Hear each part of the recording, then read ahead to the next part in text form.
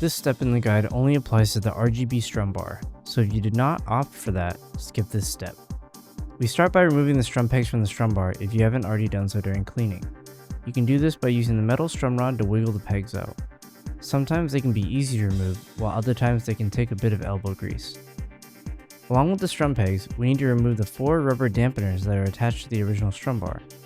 These are then inserted into the respective slots on the new 3D printed strum bar. They should fit snug.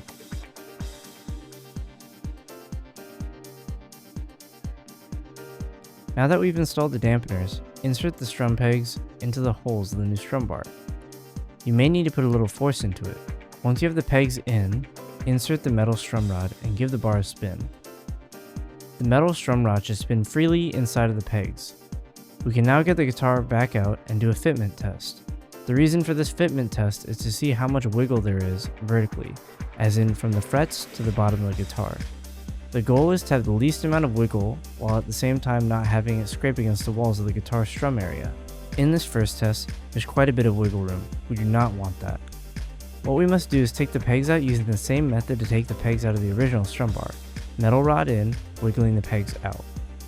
Once you have them out, get the larger 3D printed plastic washers from the bag with screws. They'll be attached to all the other 3D printed pieces. What we're doing is inserting them onto the strum peg, then checking for fitment once again. Even with these washers, the metal strum rod should still spin freely. After installing, insert the strum bar into the guitar and test for fitment once again. There's still wiggle room, so we'll have to install more washers. Doing the same thing as earlier, remove the strum pegs from the 3D printed strum bar and install more washers. In the case of mine, 4 was too many, but 3 was just right. It's okay for it to be uneven, as you're more likely to strum on the top of the strum bar as opposed to the bottom, top meaning towards the frets, bottom meaning towards the strap peg. I opted to have the 2 washers on the top side and the single one at the bottom. This is a much better fitment with barely any movement.